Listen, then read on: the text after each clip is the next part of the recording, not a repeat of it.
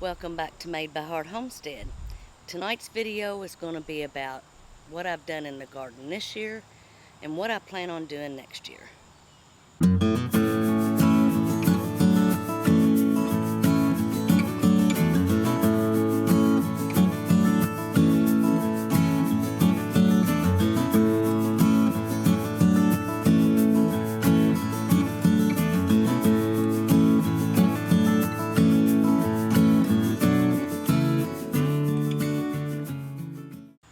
As some of you may know, my garden this year got off to a little bit of a rocky start, and I'll link that video right here. I had a problem with birds, and later on in the video I will tell you how I overcame that. First thing I really want to talk about in this video is the 4 things that I grew this year that I had never grown before. And that was kidney beans, beets, Swiss chard, and eggplant. The beets, I like beets, but I probably won't grow them in any time in the near future. I may grow them again later on down the line. I did make some pickled beets, and I'll insert a picture of that right here.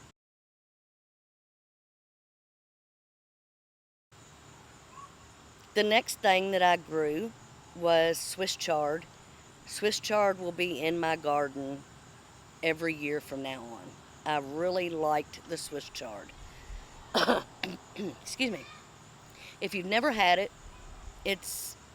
I find it to be between a spinach and a kale, and it had a little bit of a peppery taste to it, and I really liked that. The next thing that I grew is eggplant, and I will be growing eggplant again next year. I didn't think I liked eggplant until late last year. My mom had made some eggplant parmesan, and I really did like it. And then the other thing that I grew this year was kidney beans. I will grow kidney beans again. I won't grow them here. I have 12-foot long rows, and 12 feet long row of kidney beans is not very much. I got maybe a half a pint out of them, and I'll insert that picture right here.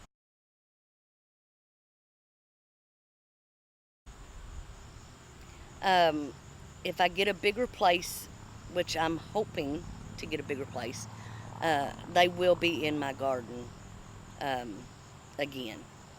Some of the other things that I grew this year that I probably won't grow next year, I grew black-seeded Simpson lettuce, which is a leaf lettuce, and I have grown it before, but it's been many years ago, and I realized this year why I didn't grow it in later gardens before this one, and that was because I just don't care for a leaf lettuce.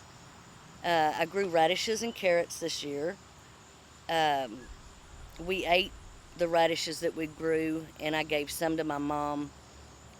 But I probably won't grow radishes again just because it's not something that we eat a lot of. Carrots, I'll probably grow carrots again, but it'll be in later gardens. Cabbage I'll grow again. I had a problem with some cabbage worms, and I'll talk about how I treated that here in a minute. My main focus is tomatoes. I love tomatoes, and we like squash. So those are some things that we'll grow again. But the problems that I had this year were the birds eating the tomatoes. And one of the things I did was I had some milk crates that I was able to put over the smaller plants. The bigger plants, they didn't bother. The smaller, weaker plants are the ones that they attacked. So I put the milk crates over top of all of my smaller tomato plants and got them through the birds. And ones that I couldn't save, I had to replace by buying them at the store. And I grew 10 different tomato plants, and I only saved 3 of them. So that was a little bit of a disappointment. I did get a bird net at one of the giveaways from my county extension office. so I will be putting that to use next year. I had blossom end rot on some of my tomatoes, mainly the little Roma here behind me that I'll show you in a little bit. Um, what I used to, it didn't totally correct the problem, but it slowed it down to where I could get more tomatoes off of my plants, and I used milk. And that was in the previous video that I did about, I filmed it 3 weeks ago, but it didn't come out until last Saturday. And it seems to have helped. It didn't totally eliminate my problem, but it did slow it down. And that's something that if I get blossom end rot again, it's a quick start to a fix. It's not a total fix. You'll have to add more calcium to your garden after that. But I had some cabbage worms on my cabbage, and I used neem oil and diatomaceous earth. But I think next year I'm going to go more towards the BT, instead of the neem oil and the diatomaceous earth. For the fall garden this year, I'm only doing Swiss chard, and then in October I'll probably plant some garlic. I've never had a fall garden before, so this is going to be a first time for me. So I thought, why not start with just something, just one or two things, see how it goes, and maybe expand later. Now for next year's garden, I'm definitely going to get a soil test. In my previous gardens, back before I was doing YouTube, I would do soil tests about every other year. With this being a new raised bed garden and new dirt and new compost, I was thinking I would get by with not having one, but no, next year I will do a soil test. I found out this year that I had a lot of nitrogen, which made the plants grow, but my tomatoes were late to bloom. So I had to get some, I think it was phosphorus, and put on the garden. So my amendments will be done before I ever plant and not after planting, unless I need to add more later, if that makes sense. And like I said, I would go with the BT instead of the neem oil, and I will be using my bird netting next year, and maybe my crates if I need to. But we're gonna see if the bird netting deters the birds this year. Next year, I'm going to focus more on tomatoes, more paste tomatoes. Our main eating tomatoes, we really like the yellow or the pink, not so much the red.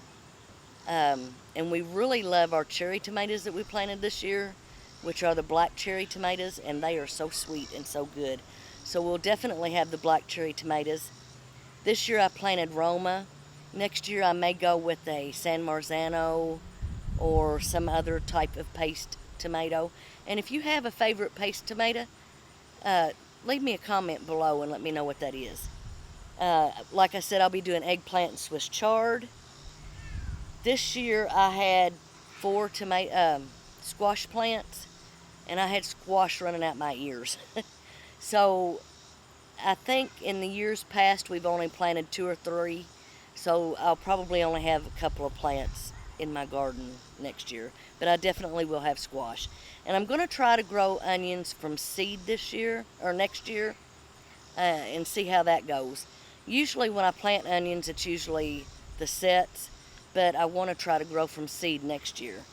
But the garden won't have as much stuff in it next year as it did this year. I'm not planting corn, I'm not planting beans, I'm not planting cucumbers. I got enough cucumbers to make a couple of quarts of pickles, and I'm about the only one that'll eat pickles, so that'll last me for a while. I'm not planting the like I said, the lettuce and the carrots and the cucumber, or the radishes. Um, it was just something that we ate what we couldn't give away, but it wasn't something that we want to focus on next year. So the garden will be a little bit smaller, but it'll have um, more focus on certain plants instead of a diversity. My tomatoes are something that I grow every year. I take that back. My tomatoes are something that all of my gardens have had in it. There were four years, I think, that we didn't have a garden, and this is our first year with the raised beds, and I'm pretty satisfied with it. I think raised beds have a place for some things, but there's some things that do better in the ground, like um, corn. You'd have to dedicate a lot of raised beds to corn if you want to get enough corn to put up for the winter. So that is my update on the garden this year, what I plan to do next year. So I hope you all enjoyed it, and you all have a blessed night. Until next time, see you later. This is the little Roma plant. Well, it's not so little anymore, but this is the one I was having most of the blossom end rot problem on. And I'm not seeing any now. As a matter of fact, they all look really, really good that I can see. Um, the milk did slow it down. I did find a few after I put the milk on it, but it seems to have really helped it now. And then the other one I had trouble with blossom end rot on was this one here. And I haven't seen any blossom end rot on it on this batch of tomatoes. So it seems to have helped it some. It's not a total cure, but it is a good start to get calcium into the soil quickly, because the calcium is already in a liquid form and able to be absorbed by the roots. But you do want to come back with a calcium in a slow release form to help finish the job. But milk is a good start.